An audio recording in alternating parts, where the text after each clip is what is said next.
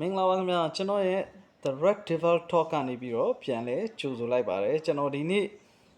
ဆွေးနွေးပေးမယ်အကြောင်းအရာကတော့ကျွန်တော်တို့ Manchester United က Champions League ပြိုင်ပွဲကြီးကိုကျွန်တော်တို့ပိုင်နိုင်ဝင်ကစားဝင်ရခဲ့ပြီကျွန်တော် Champions League ဝင်ခွင့်ရတာနဲ့တပြိုင်နက်တည်းအသင်းရဲ့ဝင်ငွေတွေကတိုးပွားလာတယ်ပြီးတော့ကျွန်တော် Champions League ပြိုင်ပွဲမှာအသင်းကြီးတွေကြီးပဲကစားတာဖြစ်တဲ့အတွက်သူတင်ကိုတင်အသင်းကြီးတွေနဲ့ပခုံးချင်းရှင်ပြီးတော့တူတူတက်တန်ကစားနိုင်မှုလိုတယ်ပေါ့ကျွန်တော်အဲ့ဒီအချိန်မှာကျွန်တော်တို့ Manchester United ကငကူကလည်းဘန်နာကြီးအနေအထားအရာကသူ့ဟာနဲ့သူတောင်းတင်းပါတယ်အခု Champions League ဝင်ခွင့်ရတဲ့အတွက်သူ့ရဲ့အခုလာမယ့်နွေရာသီအပြောင်းရွှေ့မှာကျွန်တော်တို့ငွေတော်များများသုံးဆွဲလာဖို့ရှိတယ်ပေါ့နော်အထူးသဖြင့်ကျွန်တော်တို့ကွင်းလေအဓိကကစားသမား Casemiro ကျွန်တော်တို့ထွက်ခွာမှာဖြစ်တဲ့အတွက်အဓိကကွင်းလယ်နေရာမှာ Casemiro ရဲ့နေရာကိုဖြည့်တင်းဖို့အတွက်ကတော့မဖြစ်မနေလိုအပ်လာတာရှိတယ်ပေါ့ဒါကိုကျွန်တော်တို့ Manchester United အသင်းရဲ့တာဝန်ရှိတဲ့သူတွေကလည်းသိတယ် Michael Carrick ကလည်းသိတယ်ဒါတော့အသင်းကတာဝန်ရှိတဲ့ပုံကိုယ်တွေကပို့ပြီးတော့ကျွန်တော်တို့ထပ်ပို့ပြီးသိမှာပါကျွန်တော်တို့အနေနဲ့ကတော့အခုသတင်းထွက်လာတဲ့ကွင်းလယ်လူတွေကနေပြီးတော့ကျွန်တော်တို့နှစ်ဦးကိုပေါ့နော်နှိုင်းရှင်ပြီးတော့ကျွန်တော်တို့ဆွေးနွေးပြီးတော့အပြန်တန်းကျွန်တော် discuss လုပ်ကြမယ်ပေါ့နော်ကျွန်တော်တို့အဲ့ဒီညောက်ကဘယ်သူတွေလဲဆိုတော့ကြတော့ကျွန်တော်တို့စီးရီးက Atlanta အသင်းကAnderson နဲ့ကျွန်တော်တို့အခု Premier League ကနေတန်းဆင်းသွားပြီဖြစ်တဲ့ West Ham ကကျွန်တော်တို့ Matheus Fernandes ပေါ်တူဂီသားလေးပေါ့နော်သူတို့နှစ်ယောက်ကိုကျွန်တော်တို့နှိုင်းရှင်ပြီးတော့ကျွန်တော်တို့ဘယ်သူကပိုတင့်တော်မလဲဆိုတာလေးကိုကျွန်တော်တို့ discuss လုပ်ကြည့်မယ်ပေါ့နော်အဲ့မှာကျွန်တော်ပြောမယ်ဆိုရင်တော့ကျွန်တော်အရင်ဦးဆုံးကျွန်တော်ရဲ့အမြင်အရပြောမယ်ဆိုလို့ရှိရင်တော့ကျွန်တော်တို့သူ့ဟာလေးနဲ့သူပေါ့နော်အဆင်ပြေတဲ့ဒီနှစ်ယောက်အကြောင်းလေးကို discuss လုပ်မယ်အဲ့တော့ပထမဆုံးအရင်ဦးဆုံးကျွန်တော်တို့ Anderson ကိုအရင်ဆုံး discuss လုပ်လို့ရှိရင် Anderson ကတော့သူကအသက်က26နှစ်ရှိပြီဘရာဇီးသားဖြစ်တယ်သူ scale တွေကောင်းတယ်ပေါ့ပြီးတော့သူဟာdefense midfielder သူကကွင်းလယ်ခန့်စစ်ကစားသမားဖြစ်တယ်အဲ့ဒီအတွက်ကိုဘီမိန်နူးကိုသူကအကောင်းဆုံး supporting ပေးနိုင်လိမ့်မယ်သူကအဖြက်ကြမ်းထန်ဖြတ်တတ်တယ်အဝင်အထွက်ရဲတယ်ပြီးတော့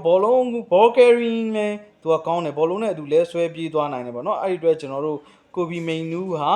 အန်ဒါဆင်ကြောင့်မို့လို့ကိုဘီမိန်နူးကကျွန်တော်တို့ရှေ့ကို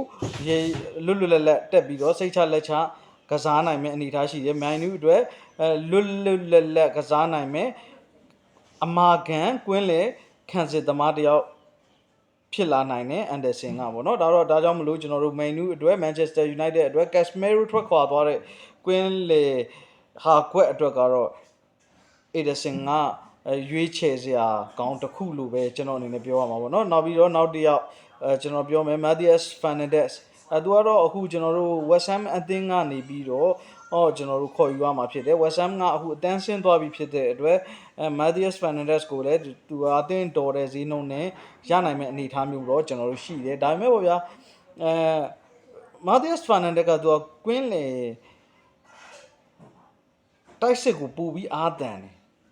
သူကဘလို့ကစားလဲဆိုတော့သူကကွင်းလေအနှိမ်ပိုင်းကနေပြီးတော့ကစားဝက်ပြန်စတယ်ပေါ့နော်တိုက်စစ်လမ်းကြောင်းတွေဖော်ပြီးတယ်deep line playmaker ပုံစံသူကကစားတယ်သူကအဖြတ်တဲ့ကသူက deep line playmaker ပိုဆန်တဲ့အတွက်အနာဂတ်မှာ potential ရှိတယ်တော်လေးကောင်းလာမယ့်ကစားသမားမျိုးလေးဖြစ်နိုင်တယ်ဒါပေမဲ့ကိုဘီမန်နူးနဲ့တွဲပြီးကစားမယ်ဆိုလို့ရှိရင်မန်နူးကိုကန့်တက်လိုက်တယ်လို့ဖြစ်သွားနိုင်တယ်ပြီးတော့သူတို့ခန့်စစ်ပိုင်းမှာတိတိကျကျအားနေသွားနိုင်တာမျိုးလေးတွေလည်းရှိသွားနိုင်တယ်အဲ့ဒါကြောင့်မလို့ကျွန်တော်တို့အနေနဲ့ကသူက